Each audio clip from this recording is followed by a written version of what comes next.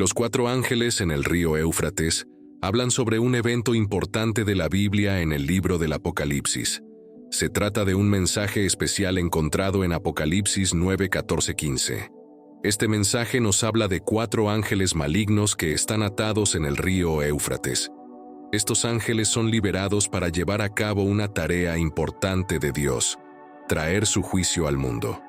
Este evento ocurre durante la tribulación. La tribulación es un periodo futuro de 7 años, cuando Dios finalizará su juicio sobre el mundo incrédulo. A lo largo de la palabra de Dios, la tribulación está asociada con el día del Señor, que se refiere al periodo de tiempo en que Dios intervendrá directamente en el curso de la historia para cumplir su plan. Ese día será un día de ira, será un día de agonía y angustia, será un día de problemas y devastación, será un día de oscuridad y tinieblas, será un día de nubes y oscuridad, será un día de trompeta y gritos de batalla. Una variedad de juicios divinos, turbulencias en la esfera celestial, calamidades naturales y plagas horribles caracterizarán el período de la tribulación. Este evento tiene lugar en el río Éufrates. El río Éufrates es un río significativo mencionado en la Biblia. Es conocido como un lugar donde comenzó la civilización humana temprana, y siempre se ha visto como un símbolo de vida y límites. Cuando se menciona el Éufrates en el libro del Apocalipsis, adquiere un nuevo significado. Se convierte en un símbolo clave en los eventos que la Biblia predice que sucederán en el futuro. Esta narrativa es parte de una serie de visiones vistas por Juan, el autor del Apocalipsis, que representan los eventos que conducen al fin del mundo y al juicio final. La visión comienza con el sonido de la sexta trompeta, que es una señal para que se desarrollen eventos significativos. Está escrito: el sexto ángel tocó su trompeta, y oí una voz que salía de los 4 cuernos del altar de oro que está antes de Dios, en Apocalipsis 9:13. Consideremos las palabras de Apocalipsis 9, 14, 15, que dicen al sexto ángel que tenía la trompeta: suelta a los 4 ángeles que están atados junto al gran río Éufrates. Entonces, los 4 ángeles que habían sido preparados para la hora, el día, el mes y el año, fueron liberados para matar a 1/3 de la humanidad. Esta parte de la Biblia es a la vez fascinante y un poco aterradora. Muestra un momento en que Dios interviene y el mundo normal que conocemos se encuentra con el mundo espiritual de una manera significativa, llevando a efectos serios para todas las personas. Esta profecía nos sirve como un recordatorio para reflexionar profundamente y estar más conscientes. Nos recuerda el juicio de Dios, la redención y su dominio sobre todo lo que ocurre en la historia. La historia sobre los 4 ángeles que estaban atados pero fueron liberados marca un gran cambio en la narrativa del fin del mundo. Nos muestra la justicia de Dios. Al explorar este tema, se nos anima a pensar profundamente sobre las predicciones del Apocalipsis, el juicio de Dios, y a comprender la historia y el destino humano. Es como embarcarse en un viaje hacia una de las partes más intrigantes y enigmáticas de la Biblia, alentándonos a explorar nuestras creencias, miedos y esperanzas sobre el futuro. El propósito de liberar a estos ángeles es provocar una gran destrucción, ya que se les permite matar a 1/3 de la humanidad. Pero la pregunta es, ¿por qué Dios permitiría la muerte de 1/3 de la humanidad? No hay una relación necesaria entre estos 4 ángeles y los 4 ángeles mencionados en Apocalipsis 7:1. Podrían ser los mismos 4 ángeles, pero también es posible que no lo sean. Sean quienes sean, están preparados para la hora, el día, el mes y el año de la liberación de este juicio. Leemos que fueron liberados, lo que supone que son ángeles malos. Aunque esto podría no ser el caso, es probable que sean ángeles malvados. A pesar de todo, son instrumentos del propósito divino. Las langostas demoníacas detalladas anteriormente en Apocalipsis, el Apocalipsis describe que las langostas demoníacas solo eran capaces de causar estragos en los seres humanos. Sin embargo, estos 4 ángeles tienen el poder de ejecutar una masacre a una escala sin precedentes. Estos ángeles son despertados únicamente cuando Dios considera que es el momento apropiado para hacerlo, y su área de acción se limita a una porción específica de la humanidad. Ellos ejecutan la voluntad de Dios en el momento señalado. El río Éufrates fue una característica geográfica prominente en la antigua Babilonia y sirvió como el límite del antiguo imperio romano. Además, el Éufrates está vinculado al primer pecado, Génesis 2:10-14, el primer asesinato, Génesis 4:16, la primera rebelión organizada contra Dios, Génesis 11:1-9, la primera confederación de guerra, Génesis 14:1, y la primera tiranía. Estos eventos se encuentran en el libro de Génesis. La descripción del ejército dirigido por estos ángeles en Apocalipsis 9:16-19 es impresionante. El número de las tropas de caballería era 2 veces 10.000 por 10.000, 200 millones. Escuché su número. Y así vi los caballos y sus jinetes en mi visión. Los jinetes tenían corazas de color de fuego, jacinto, zafiro azul y azufre amarillo. Las cabezas de los caballos parecían cabezas de leones, y de sus bocas salían fuego, humo y azufre ardiente. 1/3 de la humanidad fue asesinado por estas 3 plagas, por el fuego, el humo y el azufre que salían de las bocas de los caballos, porque el poder de los caballos para hacer daño está en sus bocas y en sus colas, pues sus colas son como serpientes, tienen cabezas y con ellas hacen daño. Leemos que el número del ejército de jinetes era de 200 millones. ¿Es este número figurativo o literal? Es posible que el número no deba tomarse literalmente, sino que simplemente sugiera un ejército que es imposible de contar y que es mayor que cualquier cosa que la humanidad haya visto jamás. Estos hombres son descritos en términos extraños y grotescos, creando una imagen extremadamente poderosa de la devastación que traen consigo: terror, destrucción y la connotación de demonios. Leemos sobre el ejército de jinetes. ¿Se refiere esto a un ejército normal o a uno sobrenatural? ¿Es una legión de soldados humanos o un ejército de hordas demoníacas? Si lo que se describe es un ejército natural de hombres, entonces la extraña descripción podría referirse a la guerra mecanizada moderna. Es posible que Juan simplemente use las palabras a su disposición para describir maquinaria moderna, lo que explica por qué su relato es tan bizarro y aterrador. Quizás la interpretación más segura sea ver esto como un ejército literal de 200 millones, pero un ejército demoníaco invadiendo la tierra.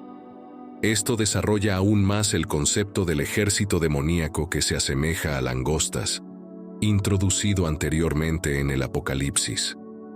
El resto de la humanidad que no fue matada por estas plagas no se arrepintió ni entonces de las obras de sus manos, para dejar de adorar y rendir homenaje a los demonios y a los ídolos de oro, plata, bronce, piedra y madera, que no pueden ver, ni oír, ni caminar.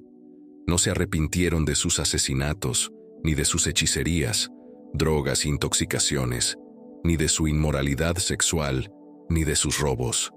Leemos que el resto de la humanidad que no fue matada por estas plagas no se arrepintió.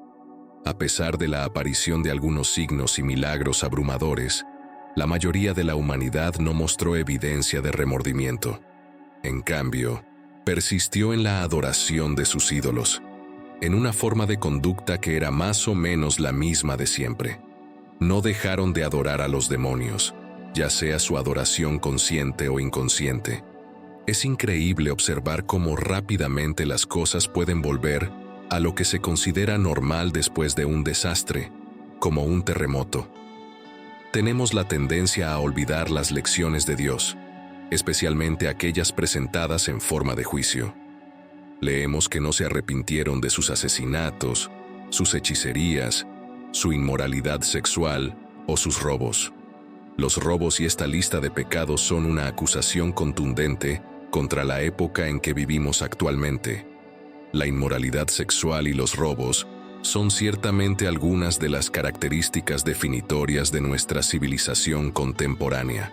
La conexión con los demonios proviene de la interpretación de que estos ángeles podrían ser ángeles caídos o seres demoníacos debido a su misión destructiva. Los demonios se muestran como espíritus malignos, generalmente vinculados con la adoración de dioses falsos e ídolos. En el Nuevo Testamento, está claro que los demonios saben quién es Jesús y le temen.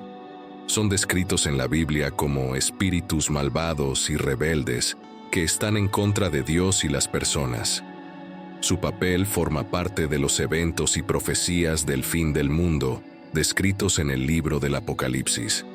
Los 4 ángeles en el río Éufrates son parte de una profecía apocalíptica en el Apocalipsis, y su conexión con los demonios es más interpretativa que explícita. Su representación como seres espirituales malignos es consistente a lo largo de la narrativa bíblica.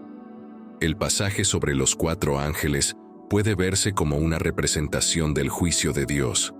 En la Biblia, los juicios de Dios a menudo se describen como un medio para provocar el arrepentimiento y demostrar su poder y justicia. Por ejemplo, Apocalipsis 9, 20, 21 menciona que las personas restantes no se arrepintieron de sus pecados a pesar de las plagas, lo que sugiere que el juicio sirve como un llamado al arrepentimiento. Esta parte del Apocalipsis representa las consecuencias de alejarse de Dios y la importancia del arrepentimiento. Es una manera de ilustrar la gravedad del pecado y la necesidad de que la humanidad busque la reconciliación con Dios. Conexión con otras profecías y temas bíblicos. En el libro de Daniel se encuentran representaciones y temas similares de batallas del fin de los tiempos y juicios divinos. Las profecías en Daniel A y Nosenila menudo involucran bestias y símbolos que representan varios imperios y su eventual caída. El tema del juicio es constante a lo largo de la Biblia. La liberación de los ángeles en el Éufrates puede verse como parte de la narrativa más amplia del juicio final de Dios sobre el mundo. ¿Puede Dios usar demonios? La idea de que Dios tiene poder sobre todo, incluidos los demonios, es fascinante. Trata sobre cómo Dios es todopoderoso y cómo el mal existe en el mundo. Veamos más de cerca este tema usando ejemplos y lecciones de la Biblia. Dios es omnipotente, lo que significa que tiene poder absoluto sobre todo en el universo, incluyendo todos los seres espirituales como ángeles y demonios. La Biblia enseña que Dios creó todo y que nada existe fuera de su control o autoridad. Colosenses 1, 16, 17. Esto implica que incluso las entidades demoníacas están bajo el control soberano de Dios. En el libro de Job 1, 6, 12, Satanás se presenta ante Dios y Dios permite que Satanás pruebe a Job, aunque con ciertos límites. Esto indica que incluso cuando las fuerzas demoníacas actúan, lo hacen bajo la autoridad y el permiso último de Dios. En el libro de Samuel, el rey Saúl es atormentado por un espíritu maligno enviado por Dios después de desobedecerle. Este incidente muestra que Dios puede permitir la influencia demoníaca como una forma de juicio. En el Nuevo Testamento, Jesús encuentra y expulsa demonios, demostrando su poder sobre ellos. Esto también muestra que Dios puede usar actividades demoníacas para resaltar su poder y autoridad. La Biblia establece límites claros sobre la influencia de los demonios. Por ejemplo, en el libro de Job, Dios permite que Satanás pruebe a Job, pero establece límites sobre hasta dónde puede llegar Satanás. Job 1:12, Job 2:6. Santiago 4:7 aconseja a los creyentes: someteos pues a Dios, resistid al diablo y huirá de vosotros. Esto implica que, aunque las fuerzas demoníacas pueden influir, los creyentes tienen el poder a través de Dios para resistirlas. Además, Efesios 6:11-12 anima a los cristianos a ponerse toda la armadura de Dios para que puedan enfrentarse a las artimañas del diablo. Tu posición contra las artimañas del diablo sugiere que, aunque las fuerzas demoníacas están en acción, Dios proporciona medios de protección y resistencia. La Biblia reconoce la existencia e influencia de entidades demoníacas, pero enfatiza que operan bajo el dominio de Dios y están sujetas a su autoridad. Se aconseja a los creyentes que confíen en el poder de Dios y en los recursos espirituales que Él proporciona para resistir y superar las influencias demoníacas. ¿Por qué Dios permite esto? La Biblia sugiere que Dios permite la existencia del mal, incluidas las fuerzas demoníacas, para cumplir un propósito mayor. En el libro de Job, por ejemplo, Dios permite que Satanás pruebe a Job, lo que lleva a una comprensión y fe más profundas de Job en Dios. Esto puede interpretarse como que Dios usa el mal o el sufrimiento para un bien mayor, aunque no necesariamente lo respalda o crea el mal en sí mismo. Es un tema complejo que a menudo lleva a discusiones sobre el libre albedrío y la naturaleza de la soberanía de Dios. La reconciliación de la existencia del mal y el sufrimiento con la naturaleza amorosa y justa de Dios se conoce comúnmente como el problema del mal en la Biblia. La Biblia lo aborda de varias maneras. Por ejemplo, Romanos 8:28 dice: «Y sabemos que en todas las cosas Dios trabaja para el bien de aquellos que lo aman, que han sido llamados según su propósito». Esto sugiere que Dios puede sacar bien del mal o del sufrimiento. Además, el concepto de libre albedrío, como se ve en Génesis con la historia de Adán y Eva, implica que el mal y el sufrimiento son a menudo el resultado de las elecciones humanas en lugar de actos directos de Dios. La coexistencia de un Dios amoroso y justo con el mal y el sufrimiento es uno de los temas más debatidos. La historia sobre los 4 ángeles del río Éufrates es una parte muy importante de la visión de Juan sobre el futuro. Estos ángeles fueron especialmente elegidos y preparados para un tiempo específico para llevar a cabo una gran tarea. Esta parte de la historia es bastante intensa y nos hace sentir un poco incómodos.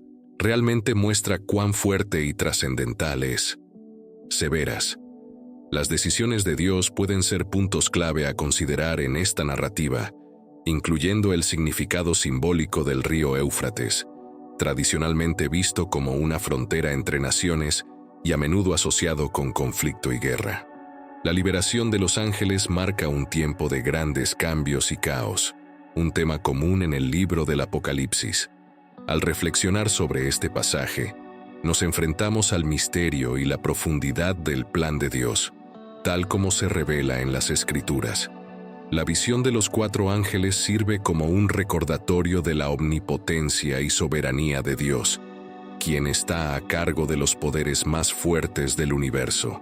Esta narrativa nos anima a reflexionar sobre los temas más amplios del juicio divino, la redención y el triunfo final del bien sobre el mal.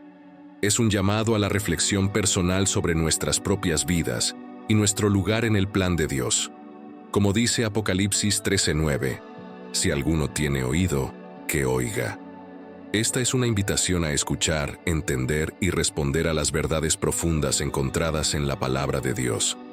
En general, los 4 ángeles en el río Éufrates no son solo una historia del pasado, sino un mensaje vivo y relevante para hoy. Nos invita a seguir aprendiendo y a estudiar la Biblia cuidadosamente para poder entenderla mejor. Al hacer esto, podemos aprender más sobre las enseñanzas de Dios y encontrar ayuda para nuestra vida diaria. Seamos ansiosos y abiertos a aprender más y fortalecer nuestra fe. Génesis 2:10-14. Ahora, un río salía de Edén para regar el jardín, y desde allí se dividía en 4 ríos. El nombre del primero es Pisón.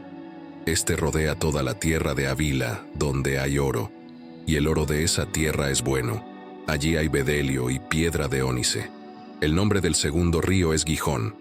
Este rodea toda la tierra de Cus. El nombre del tercer río es Tigris. Este corre al este de Asiria. Y el cuarto río es el Éufrates. Esta descripción parece haber sido escrita por un testigo ocular, probablemente Adán. El río Éufrates contiene una cueva oculta. La disminución del caudal del río Éufrates ha permitido el acceso a una cueva, y a varios sitios históricos que antes eran inaccesibles. En los últimos años, ha habido una reducción considerable en la cantidad de agua presente en el río Éufrates. Algunas personas ven el secado del cauce del río como un cumplimiento de las profecías sobre el fin de los tiempos encontradas en la Biblia, mientras que otras son más reacias a hacer esta conexión. El río perdido, el Éufrates. Dado que atraviesa Turquía, Siria e Irak, el río Éufrates sirve como un importante hito en la Biblia y un recurso valioso en el Medio Oriente. Se encuentra en la región conocida como el Creciente Fértil. El Creciente Fértil es una franja de tierra fértil que se extiende desde el río Nilo en Egipto, al oeste, hacia el noreste, pasando por la tierra de Israel, y luego al sur y sureste, hasta la llanura que rodea los ríos Tigris y Éufrates, en lo que solía llamarse Mesopotamia, que significa entre ríos, del griego mesos, medio, y potamos, ríos. Si los ríos Tigris y Éufrates mencionados en la Biblia son los mismos que hoy conocemos con esos nombres, entonces la ubicación del Jardín del Edén debe haber estado en algún lugar del Medio Oriente. La dirección que toma un río puede cambiar incluso con una inundación moderada. Área localizada, pero la inundación que ocurrió durante el tiempo de Noé fue más que una inundación localizada. Conocemos ríos modernos como el Tigris o el Éufrates, porque Noé y sus hijos nombraron algunos ríos en el mundo posterior al diluvio, con nombres de ríos familiares de antes del diluvio. La topografía de la tierra sufrió una transformación dramática como resultado del diluvio. Como consecuencia directa de esto, el río Éufrates mencionado en Génesis puede que ya no exista. Es posible que los ríos que hoy conocemos como el Éufrates simplemente fueran nombrados así en honor a los ríos que estaban conectados con el Edén, de manera similar a como la ciudad de Belén en Pensilvania fue nombrada en honor a la ciudad ubicada en Judea. Como resultado, podríamos referirnos a este cuerpo de agua como el primer río Éufrates, el río como un símbolo aterrador. En Isaías 8, el profeta usa el Éufrates como símbolo del imperio asirio, que amenazaba con invadir Israel. Isaías 8:7 dice: Ahora pues, escucha atentamente. El Señor está a punto de traer sobre ellos las aguas del río Éufrates, poderosas y abundantes, el rey de Asiria y toda su gloria, y se desbordará sobre todos sus canales y riberas. El Señor también tiene una palabra sobre Israel, porque el pueblo del reino del norte había rechazado las aguas de Siloé, que fluyen suavemente, serán inundados por el río Éufrates, Asiria. La nación que finalmente triunfará sobre Israel y Siria está simbolizada por el río Éufrates. También invadirá a Judá, cubriendo toda la tierra de Emanuel, pero no con éxito completo, solo hasta el cuello. Los enemigos de Judá eventualmente serán destrozados a pesar de sus planes y preparativos. Los romanos y el río Éufrates. Los romanos creían que el río Éufrates actuaba como una fortificación invencible contra un ataque de los imperios que estaban ubicados más al este. En aquellos días, tenía una longitud total de 1.800 millas. El río Éufrates tiene una longitud de 2.900 kilómetros y varía en anchura de 300 a 1.200 yardas. La verdad es que una vez que el río Éufrates se secó y se convirtió en un camino, masivos ejércitos del este, incluidos los de China, India y Japón, pudieron moverse hacia el oeste con relativa facilidad. Las dos profecías sobre el río Éufrates. Hay dos versículos diferentes en la Biblia que proporcionan una profecía sobre el futuro secado del río Éufrates. La primera predicción del secado del río Éufrates aparece como parte de los 7 juicios en el libro del Apocalipsis. La profecía del Apocalipsis. La Biblia dice que algún día el río Éufrates se secará para dar paso a un rey. El río Éufrates se menciona en el Apocalipsis 16, considerado la sección del futuro cercano del libro. Este secado no es simplemente un fenómeno climático, sino que parece ser orquestado divinamente como parte de los acontecimientos que conducen al Armagedón. Bajo el anticristo, la maldad del hombre ha alcanzado su punto máximo y se encuentra con la ira de Dios contra el pecado. La séptima trompeta convoca a los 7 juicios de las copas. El río Éufrates aparece en la sexta copa. El sexto ángel derrama su copa de juicio sobre el río Éufrates. El juicio de la sexta copa, el penúltimo juicio de la tribulación, es el secado del río Éufrates. Apocalipsis 16:12. El río Éufrates y el Armagedón. Luego, los reyes de la tierra se reunieron en el lugar que en hebreo se llama Armagedón. Y aquí tenemos el secado del Éufrates está conectado a una gran guerra. Con todas estas interpretaciones, la Biblia sugiere que el secado del río Éufrates es causado por un ángel que vierte una copa o arco de la ira de Dios. Indica que el secado no es el resultado de razones naturales como el clima o la intervención humana, sino más bien un evento diseñado divinamente. El propósito es claro: preparar un camino para los reyes del este, preparando así el escenario para la batalla profetizada. Esta gran batalla ocurre en un lugar llamado Armagedón, Har Megiddo. ¿Pero qué es la batalla de Armagedón? En ese momento, Jesús regresa y la batalla librada en Armagedón resultará en la destrucción de todos los enemigos de Dios. Apocalipsis 16, 17, 20. Entonces, el séptimo ángel derramó su copa en el aire, y una voz potente salió del templo, del trono de Dios, diciendo: «Se ha hecho, ha terminado, todo está cumplido». Hubo relámpagos, voces, truenos y un gran terremoto, como no lo hubo desde que el hombre está sobre la tierra. La gran ciudad quedó dividida en 3 partes, y las ciudades de las naciones cayeron. Y Dios se acordó de la gran Babilonia, para hacerla beber del cáliz del vino del furor de su ira. Entonces, todas las islas huyeron, y no se hallaron los montes. En Apocalipsis 19, 11, 20, ocurre una batalla final en la segunda venida de Cristo, donde el Cristo conquistador derrota a las fuerzas del anticristo. Tomamos esto como una descripción de la batalla de Armagedón, mencionada en Apocalipsis 16. Jesucristo volverá a la tierra con los ejércitos del cielo. Sus pies estarán sobre el monte de los olivos. Vencerá a las fuerzas del mal, arrojará al anticristo y al falso profeta al lago de fuego. Apocalipsis 19:20. Atará a Satanás y establecerá su reino en la tierra por un período de 1000. En Armagedón, el Señor Jesucristo pisará el lagar de la ira del Dios Todopoderoso. Apocalipsis 16:19. Y todas las cosas serán restauradas. La batalla de Armagedón es un conflicto multifacético que cuenta con una amplia gama de participantes, como seres sobrenaturales y las fuerzas del bien y del mal. El secado del Éufrates y la batalla de Armagedón son 2 eventos interconectados en la línea de tiempo profética. El primer evento, que implica el secado del río Éufrates, sirve como preparación para el segundo evento, que involucra la batalla de Armagedón, despejando un camino geográfico para esta batalla.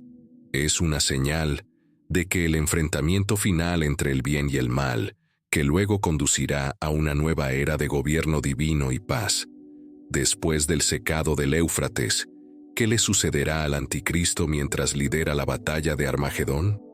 La gente se volverá más insatisfecha con el liderazgo de este dictador global, que ha incumplido todas las promesas que ha hecho durante la batalla de Armagedón. Partes significativas del mundo comenzarán a construir sus propias fuerzas militares en un intento de derrocarlo. Si el río Éufrates ya no está, los gobernantes de las tierras orientales tendrán más facilidad para atacar al anticristo en el momento en que lleguen. Entonces, el mayor conflicto en los anales de la historia humana se pondrá en marcha. La segunda profecía concerniente al Éufrates fue pronunciada como parte de un oráculo mucho más largo dirigido contra Babilonia. Dios emite un veredicto de juicio contra los líderes y sabios de Babilonia, así como contra los guerreros de la ciudad, los falsos profetas, los caballos y carros, y los tesoros. Dios prometió que su espada de juicio vendría contra el pueblo de Babilonia, así como contra sus príncipes, sus sabios y sus adivinos, incluso sus caballos y carros. Es la tierra de las imágenes talladas y están locos por sus ídolos. Todo en lo que confiaba Babilonia sentiría la espada del juicio de Dios. Esto incluía a los pueblos mixtos que formaban sus ejércitos, sus tesoros e ídolos. Cala, enloquecida por los ídolos, sentiría el filo completo de la espada de Dios. Luego, Dios dice que habrá sequía en sus aguas y se secarán, pues es una tierra de ídolos inútiles y están locos por sus terribles ídolos, esos objetos de terror en los que confían insensatamente. Jeremías 50:38. Tanto los ríos Éufrates como Tigris proporcionaban agua para la ciudad de Babilonia. Ambos ríos están completamente secándose en este momento. Estamos viviendo actualmente los eventos que Jeremías profetizó que ocurrirían. Dios prometió que su espada de juicio vendría contra el pueblo de Babilonia, así como contra sus príncipes, sus sabios y sus adivinos, incluso sus caballos y carros. Todo en lo que Babilonia ponía su fe iba a caer bajo la ira y el juicio de Dios. Con respecto a la profecía de Jeremías de que el río Éufrates se secaría, hay varias posibilidades. La primera es que la profecía se cumplió en el año 539 a.C., cuando el rey persa Ciro tomó el control de Babilonia por conquista militar. Según un historiador griego, Ciro desvió suficiente agua del Éufrates para permitir que su ejército pasara por los canales. Otra posibilidad es que la profecía se haya cumplido en algún momento desconocido debido a la sequía. La segunda posibilidad es que la profecía se esté cumpliendo ahora, ya que los ríos Tigris y Éufrates se están secando. La tercera posibilidad es que la profecía se cumpla durante la gran tribulación, correspondiente al sexto juicio de las copas de Apocalipsis 16. La cuarta posibilidad es que la profecía tenga un doble cumplimiento, una vez en el pasado y nuevamente en el futuro durante los últimos tiempos. En el libro del Apocalipsis, Juan describe un momento cercano al fin del mundo, cuando los ángeles hacen sonar 7 trompetas, cada una anunciando una nueva ronda de juicio sobre la humanidad. Las 7 trompetas se describen en los capítulos 8 y 9 del Apocalipsis, así como en el capítulo 11, 15 y 19. Las trompetas representan desastres. La sexta trompeta, en Apocalipsis 9, 13, 15, anuncia la llegada de otra horda demoníaca. Estos 4 ángeles malignos comandan una caballería sobrenatural de miles y miles para masacrar a 1/3 de la población humana. Este pasaje enfatiza la profunda importancia del río Éufrates en los eventos que conducen al fin de los tiempos. Juan retrata vívidamente la liberación de estos ángeles atados, simbolizando un momento crucial en el plan divino de Dios para el juicio. Además, el Apocalipsis 8:9 subraya la creciente gravedad de los juicios divinos desatados sobre la humanidad a medida que se acerca el fin del mundo. Cada toque de trompeta señala una nueva ola de calamidades, culminando en la liberación de estos 4 ángeles en el río Éufrates. La imaginería empleada por Juan transmite vívidamente la magnitud de la catástrofe inminente, sirviendo como una advertencia contundente de las consecuencias de la rebelión de la humanidad contra Dios. En conclusión, la profecía sobre los ángeles atados y el secado del río Éufrates en el Apocalipsis sirve como un recordatorio sobrio de la inevitabilidad del juicio de Dios y la urgencia del arrepentimiento. Mientras esperamos el cumplimiento de estas profecías, escuchemos el llamado a volvernos a Dios con humildad y obediencia, no sea que enfrentemos la ira por venir. Los jinetes vestían corazas de fuego, azul oscuro y amarillo. Sus caballos tenían cabezas de león, y de sus bocas salía fuego, humo y azufre. Sus colas eran como serpientes, y con ellas mataban. A pesar de la severidad y horror de estas plagas, los sobrevivientes en la tierra aún se niegan a arrepentirse. Siguen en su idolatría, su asesinato, su hechicería su inmoralidad sexual y su robo. En conclusión, espero que este video haya sido informativo y les haya ayudado a comprender mejor el contenido. Les invito a dejar un comentario compartiendo lo que han aprendido hoy y a darle like al video si les ha gustado. No olviden suscribirse al canal para más contenido similar en el futuro. Gracias por ver y nos vemos en el próximo video.